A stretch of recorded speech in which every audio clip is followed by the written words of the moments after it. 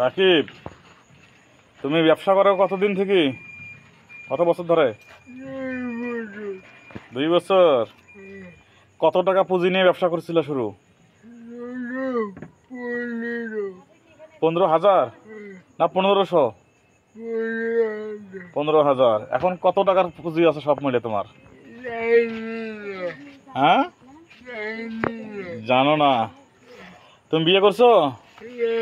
বিয়ে করো নাই? স্কুল যাওয়া যাবে হয়নি কখনো? তাই। প্রতিবন্ধী ভাতা পাও? কত টাকা করে? সব মিলে কেমন আছো? আলহামদুলিল্লাহ, খুব খুশি। ধন্যবাদ। দাও।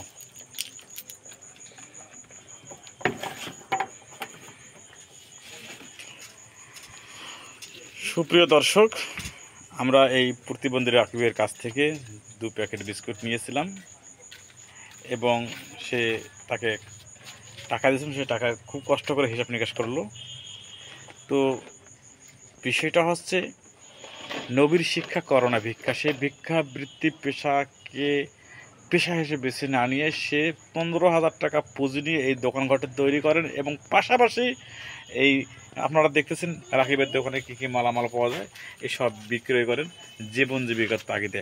আসলে এখান থেকে আমাদের অভিজ্ঞতা নেওয়ার প্রয়োজন যে আসলে যে মানুষ, অনেক লোক আমাদের এখানে সওয়াল করে বা হাত পাকা ভিক্ষাবৃত্তির সঙ্গে জড়িত, আসলে এই পেশার সঙ্গে জড়িত না হয়ে এরকম ক্ষুদ্র উদ্যোক্তা বা একটি পেশা নিজেকে আত্মনিয়োগ করে এগিয়ে যেতে হবে, এই প্রত্যাশা রইল সকলের প্রতি। আর এইসব তথ্য জানাতে এতক্ষণ যুক্ত ছিলাম আমি মোস্তাফিজার বাবলু, 71 বার্তা, রংপুর।